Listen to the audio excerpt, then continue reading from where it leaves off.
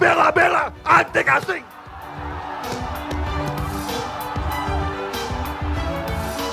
Saya harus ucapkan terima kasih Pak Jokowi. Besok saya akan ketemu Pak Jokowi, saya akan minta maaf. Pak Jokowi sudah pensiun, seperti saya. Sudah ada presiden baru, namanya Prabowo Subianto. Assalamualaikum warahmatullahi wabarakatuh. Kita ketemu lagi di channel Hati Rakyat. Sebagaimana kita telah melihat dan menonton, mendengarkan sebuah cuplikan video yang begitu menarik dan mengundang perhatian, di mana 3 pemimpin besar di Indonesia ini berkumpul dalam satu acara. 1 presiden aktif dan 2 mantan presiden.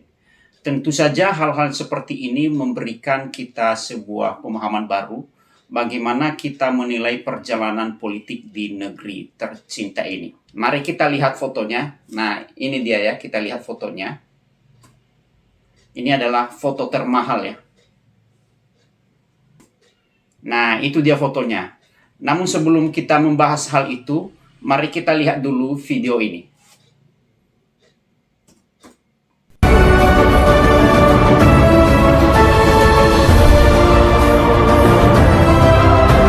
Pertemuan para pemimpin besar ini pada acara peluncuran Danantara tanggal 24 Februari 2025. Kita berdoa Danantara ini benar-benar menjadi bisnis ya. Semoga berhasil sukses untuk menjadi kemakmuran seluruh rakyat Indonesia. Nah, setelah peluncuran itu, Pak Prabowo bersalaman dengan Pak Jokowi. Dan ketika kita melihat cara bersalamannya begitu menunduk, ya, kita bisa melihat di situ seakan-akan Pak Prabowo ini begitu tergantung sekali dengan Pak Jokowi. Kalau kita bandingkan dengan Pak Prabowo ketika bersalaman dengan Pak SBY dengan tegak dan melihat mata Pak SBY. Nah, hal-hal inilah yang menjadi sorotan rakyat ya. Mereka melihat bahwa Pak Prabowo ini seakan-akan tidak berdaya di hadapan Pak Jokowi. Ya, kalau kita melihat sebenarnya jiwa Pak Prabowo itu tidak seperti itu.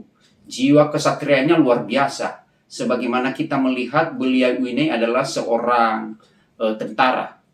Kalau kita tarik sedikit ke belakang pada tahun 2019 ketika Pilpres, Pak Prabowo berlawanan dengan Pak Jokowi, kita bisa melihat kampanyenya yang begitu luar biasa, semangat berkobar-kobar ya. Ya, jiwa kesatriaannya keluar ya. Ya, nggak seperti ketika bersalaman tadi, kita lihat videonya.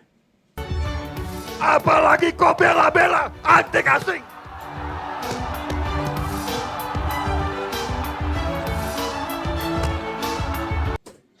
Nah, kita lihat kan, luar biasa Pak Prabowo, kelihatan kepribadian Pak Prabowo di situ, yang begitu mantap, begitu tegas, ya begitu keras ya, keras banget ya untuk memberikan kampanye yang luar biasa. Kita lihat juga bagaimana pidato Pak SBY ya.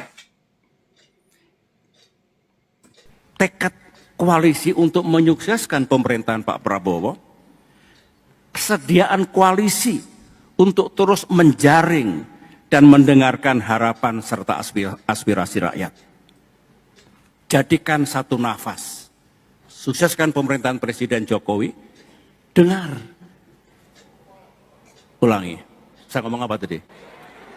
Ini namanya slip of the tongue. Saya ralat. Ini ada pers di sini, saya ralat Presiden Prabowo Subianto. Pak Jokowi sudah pensiun, seperti saya. Sudah ada presiden baru, namanya Prabowo Subianto. 10 tahun saya memimpin negeri ini, tidak pernah terlintas dalam pikiran saya, apalagi melakukan cawe-cawe dan intervensi buruk untuk merampas kedaulatan sebuah partai terhadap partai politik manapun, apapun posisinya, apakah sebagai oposisi atau bagian dari koalisi pemerintahan. Ini adalah etika yang saya pahami, moral politik. Akan kacau dalam sebuah negara, dalam sebuah entity termasuk partai politik, kalau mataharinya banyak, bisa dibayangkan. Makin panas karena matahari sudah panas. Nah, itu dia pidato Pak SBY yang begitu mendukung kepemimpinan seorang Pak Prabowo menjadi Presiden Indonesia saat ini. Namun Pak SBY juga menceritakan pengalamannya, bagaimanapun beliau adalah seorang pemimpin dan seorang mantan presiden. Dan dia tidak pernah mengintervensi atau cawe-cawe terhadap pemerintahan sesudahnya. Dia tidak pernah mengintervensi partai politik ya. Ya, di tempat yang berbeda Pak SBY mengatakan bahwa tidak boleh ada matahari kembar, baik itu di organisasi politik maupun kenegaraan. Karena kalau ada dua matahari di negeri ini, ya akan kacau balau. Oke, kita akan melihat bagaimana tanggapan-tanggapan para netizen. Guys, efisiensi. Semua di sini gajinya saya potong demi efisiensi. Efisiensi. Waduh, buat bangunan kantor baru kita ya Pak, yang dari proyek CEO sebelumnya itu. Kamu salah besar Nisa. Karena proyek itu saya stop, dananya saya bekukan dulu. Bukan. Pak, kantor kita udah ngutang kemana-mana Pak. Efisiensi itu terus untuk apa? Jadi itu untuk pembangunan divisi baru kita, namanya Dan Antara.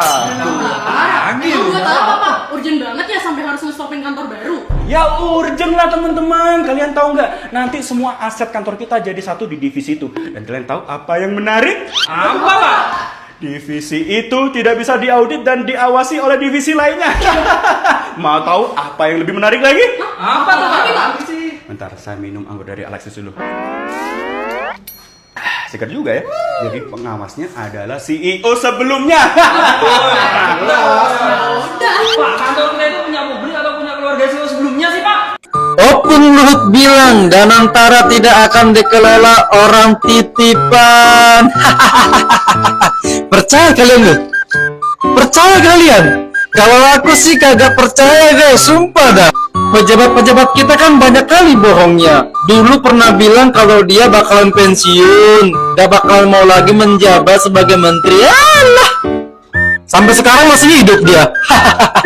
Lagian sulit dipercaya sih, sedangkan di kabinetnya aja banyak menteri titipan. Apalagi pengelolaan uang, lahan basah, kagak mungkin lah. Kagak ada titipan gitu. Pasti mungkin. Katanya kagak ada orang titipan, tapi kok struktur organisasinya ada nama-nama ini, ada orang-orang ini, ada anaknya Mulyono, ada si Mulyono, ada keponakannya si Opung. Macam mana ini? Masih dari Dan Antara. Kalian tahu salah satu chiefnya siapa? Iya, salah satu chiefnya yaitu Chief Operating Officer adalah Doni Oskaria, merupakan paman Nagita Slavina, dan dia punya saham di Rans Entertainment. Sekarang juga merangkap jabatan di 3 jabatan di BUMN. Boleh nggak sih sebetulnya rangkap jabatan? Nah, ini saya bertanya ya. Dan untuk teman-teman yang nyinyir karena saya mengomentari kebijakan pemerintah, mengomentari Dan Antara, mengomentari apapun itu yang kaitannya sama kebijakan pemerintah lah yang dibuat, kalian harusnya bersyukur masih ada orang yang kritis, masih ada orang yang memberikan argumen dan pandangan. Kalau nggak ada yang mengawasi dan mengkritisi, justru itu harus hati-hati. Yang diawasi saja bisa disalahgunakan, apalagi yang tidak. Dan kemarin ada yang bilang, terutama Pak Luhut, nggak ada titipan-titipan tuh di Dan Antara. Kayaknya sih ragu ya, saya itu benar karena terjadi hal-hal yang di luar itu semua gitu. Yang terjadi sekarang, pemberitaan buruk soal demonstran, Pemret berusaha dikondisikan, pengerahan buzzer besar-besaran. Kalau kata buku politik kuasa medianya Noah Chomsky, itu bagian dari propaganda otoriter kekuasaan loh. Lo bisa bandingin aja lah, media internasional itu ngasih judulnya semulia ini. Soal gerakan publik itu dianggap semulia itu. Terus, satu sisi, media di Indonesianya ngeliput berita-berita yang kayak gini. Seakan-akan para demonstran atau publik itu bener-bener salah gitu, bener-bener kriminal. Padahal kalau lo datang ke aksinya langsung, terutama di Jakarta, mau lo mahasiswa, buruh, kelas menengah, akademisi, influencer, pengusaha, siapapun, di jalan itu sangat akrab, hangat, rasanya seperti lagi reuni. Bahkan ada yang bagi-bagi haus, bagi-bagi roti, saling foto-foto dan sebagainya. Suasananya begitu akrab. Tapi gue heran nggak? Enggak. Kalau di bukunya tadi ya, Politik Kuasa Medianya Noah Chomsky, ada satu perumpamaan yang menarik bahkan. Kalau bajak laut, jumlahnya lebih kecil, mengeruk suatu pulau, itu seakan-akan dianggapnya pencuri, perompak, kriminal. Tapi kalau armada militer suatu negara datang ke suatu pulau untuk menginvasi, dia disebutnya sebagai pahlawan, sebagai penguasa. Padahal dia mengeruk dalam jumlah yang berkali-kali lipat lebih besar. Itu namanya propaganda media. Jadi kalau mau dibandingin seberapa banyak demonstran yang merusak, itu juga diakibatkan karena marah, karena lagi protes, mau dibandingin sama kekuasaan yang berapa banyak merusak pohon, berapa banyak mengkorupsi uang APBN, berapa banyak merusak demokrasi, berapa banyak melakukan nepotisme. Kalau mau dibandingin sih boleh aja. Ya nggak heran juga kalau media di Indonesia, mungkin sedikit yang enggak lah, Tempo misalnya enggak, itu cenderung malah berpihak kekuasaan. Ya kita tahu lah siapa-siapa aja bos-bos besar pemilik media-media di Indonesia. Nggak heran kan kalau ada konflik of interest. Makanya aksi besar kemarin itu jarang loh diliput sama TV nasional, padahal penontonnya sebesar ini. Tapi nggak usah khawatir teman-teman, karena sekarang kita punya media sendiri namanya media sosial. TikTok kita aja penontonnya terbesar di dunia. Jadi kita harus bikin opini kita menjadi matters, menjadi signifikan, karena kita sampaikan fakta dan memang keresahan publik. Media-media yang nggak berpihak sama rakyat itu lama-lama udah mirip sama kayak Andrea Yudias, Ali Hamzah. Bedanya mereka punya kantor aja besar. Udah nggak ada bedanya itu, sama-sama buzzer jadinya. Awalnya posisi Presiden Prabowo itu sangat kuat dan sangat aman. 100 hari pertama itu praktis tidak ada yang kritik, nggak ada yang nyerang-nyerang, nggak ada yang benci dan sebagainya. Bahkan lawan-lawan politiknya, ya, PDIP yang jelas-jelas nggak ada di kabinet, nggak nyerang juga. Ya. Jadi amanlah posisi Presiden Prabowo. Ya. Mahasiswa nggak turun dan sebagainya. Ya. Yang tadinya milih capres-capres yang lain juga merasa ya sudahlah kita dukung aja ini Prabowo. Blunder besar terjadi gara-gara teriakan itu, ya. Hidup Jokowi itu blunder besar. Ya. Pertanyaannya, apakah itu spontan? No, itu bukan spontan. Itu sudah direncanakan. Ya, sudah di teks, sudah ada rundown-nya itu. Buktinya apa? Buktinya mereka bisa ramai-ramai menyanyikan terima kasih Jokowi ya. Nah, ramai-ramai mereka nyanyi itu tiba-tiba. Itu bukan tiba-tiba, itu udah ada di skripnya gitu ya. Jadi kata-kata hidup Jokowi, kata-kata nyanyian terima kasih itu semua sudah direncanakan, ya. Itu yang membuat rakyat tersakiti, berangkulan dengan koruptor OCCRP. Itu yang aneh itu. Anda kok berangkulan dengan orang yang merampas tanah-tanah rakyat, mencaplok laut, menjual pasir, ya. Menjual nikel yang nggak jelas, ininya uangnya, ya. Yang mantunya itu tersandung kasus Blok Medan, banyak sekali kasus, ya. Rakyat Rempang diusir dan sebagainya dan sebagainya. Seharusnya Presiden Prabowo itu menjaga jarak, malah teriak hidup Jokowi. Ya sejak itu mulailah semua rakyat protes, mahasiswa demo, oposisi juga komplain. Jadi ini harus dibenahi secara mendasar, ya. Pak Prabowo, nggak bisa Anda terus cuman memperbaiki ini dengan colek-colek dengan menteri turun buat sinetron di bawah itu, seperti Menteri Marwara dan Menteri Tito itu malam-malam datang ke PIK 2 basa-basi sinetron.